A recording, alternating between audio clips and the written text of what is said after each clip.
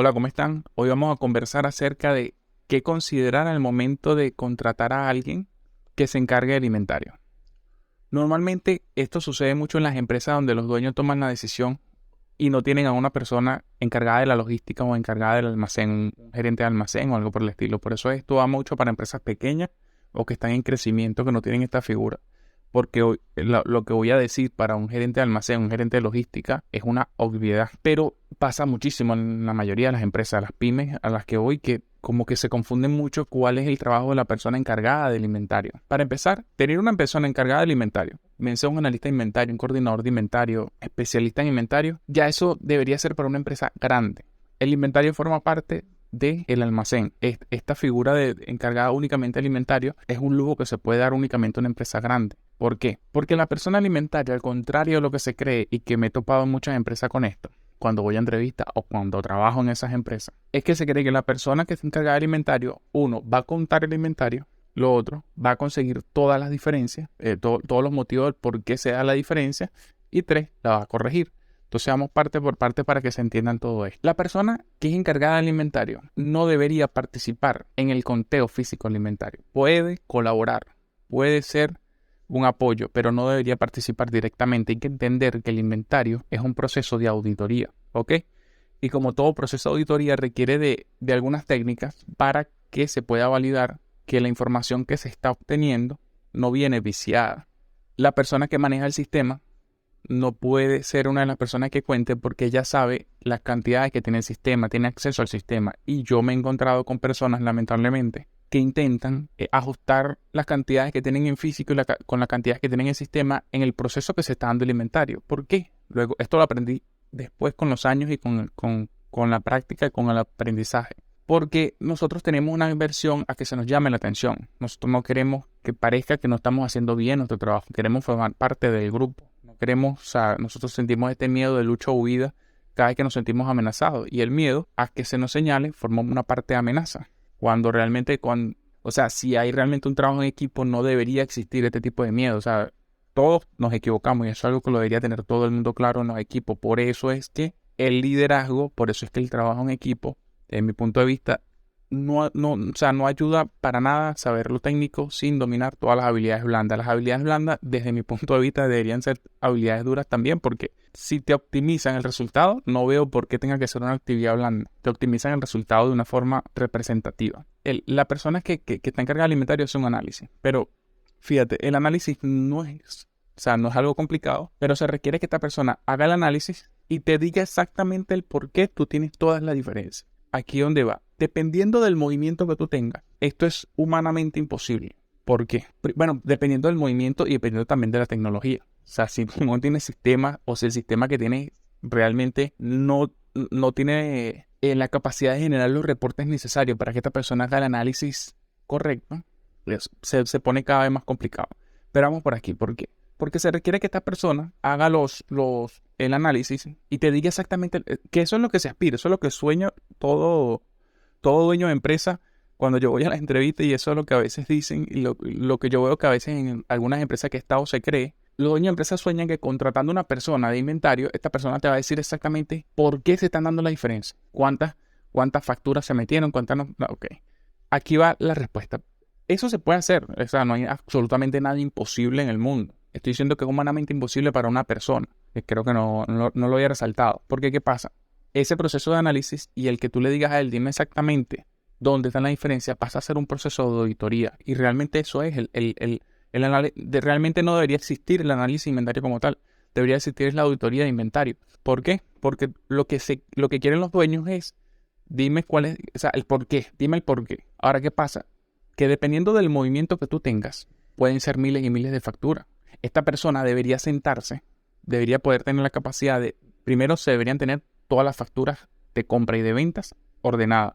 Y pueden ser factura de ventas o nota de entrega, todos los documentos que tú uses, todos los documentos que se usen de entrada y todos los documentos que se usen de salida deben estar organizados en carpetas. De manera que esta persona después pueda buscar todos los movimientos desde el último inventario que se hizo hasta el inventario reciente y ver que todo coincide y que todo fue ingresado y registrado en el sistema de forma correcta. Por eso es que es un proceso de auditoría. Ahora imagínate que esta persona tenga que hacer eso, suponiendo que tiene todo en orden y hace un inventario cíclico. ¿Cuánto tiempo le vas a dar a esa persona para que te dé respuesta de eso? Si el inventario cíclico se hace todos los días. Y si no te pudo dar respuesta el día de ayer de las diferencias de ayer, le toca hacer el inventario hoy, se le van a generar nuevas diferencias y cuando vienes a ver el trabajo se va acumulando. El tema es que si tú tienes una diferencia de inventario, la diferencia de inventario es simplemente un reflejo del proceso.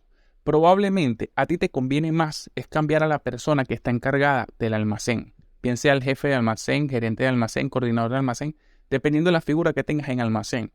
Porque las diferencias de inventario se dan por error o negligencia, incluso por hurto.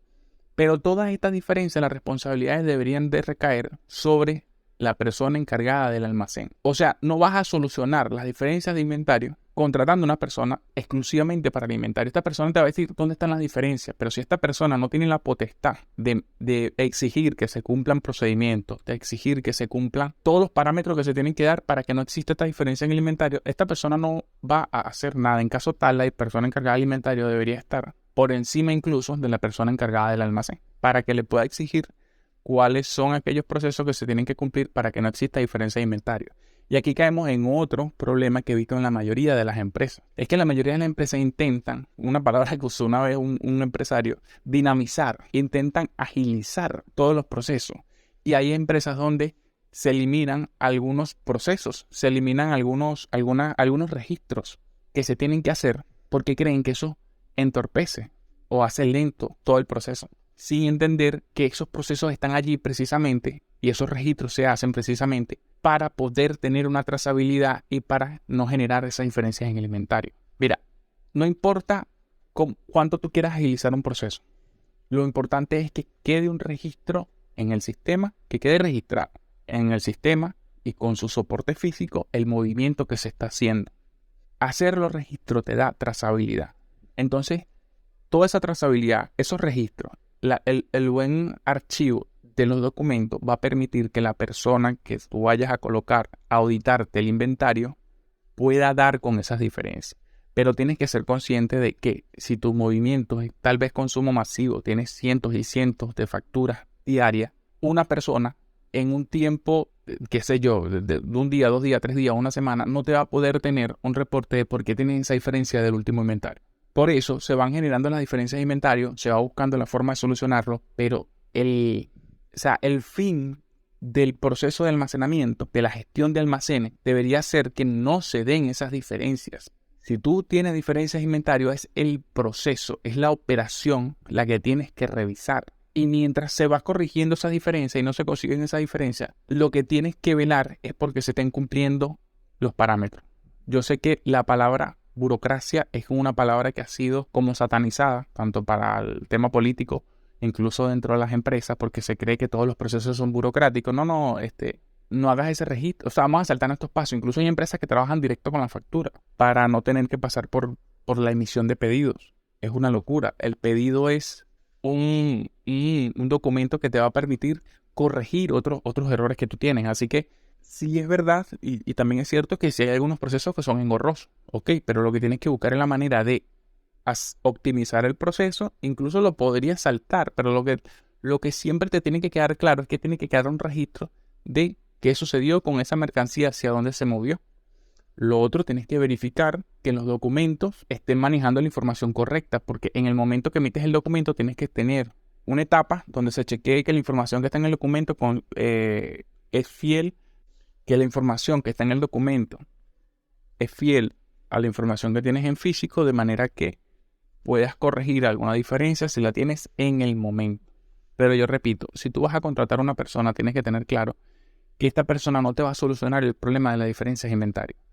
También que es muy difícil, si tú tienes una empresa pequeña, es muy difícil que una sola persona encargada del inventario te haga un análisis completo del por qué tienes la diferencia, y mucho menos si tienes si tu inventario es cíclico, porque si tu inventario es cíclico, a esta persona se le va a ir acumulando el trabajo.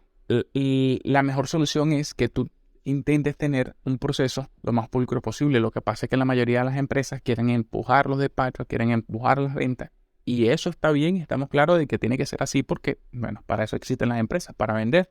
Pero todo necesita un tiempo prudencial y una forma de hacerse. Hay un pensamiento que recientemente leí que me parece muy lógico, que dice que 9 mujeres en un mes no hacen a un bebé. Un bebé nace a los 9 meses. Hay cosas y hay procedimientos que tienen que existir porque tienen que existir. Tú quieres hacerlo más rápido, tú quieres saltar el procedimiento, tienes que ser consciente que esa conducta después te va a traer diferencias de inventario. Y como sabemos, los inventarios son bastante delicados. Entonces, pues está buscando culpables, está cortando personas. Así que yo no sé si quedó muy clara la reflexión, pero tenía ganas de decirlo porque creo que hay una pequeña confusión. Y esta confusión viene mucho de empresas que no tienen realmente un representante de logística o de almacén, sino que normalmente son empresas que a lo mejor están en crecimiento o que siempre han trabajado familiares y quieren comenzar a profesionalizar. Esa fue la palabra que usó uno de los empresarios recientemente que me entrevistó, las empresas. Entonces, bueno, muchas gracias por escucharme. Nos vemos en el próximo capítulo.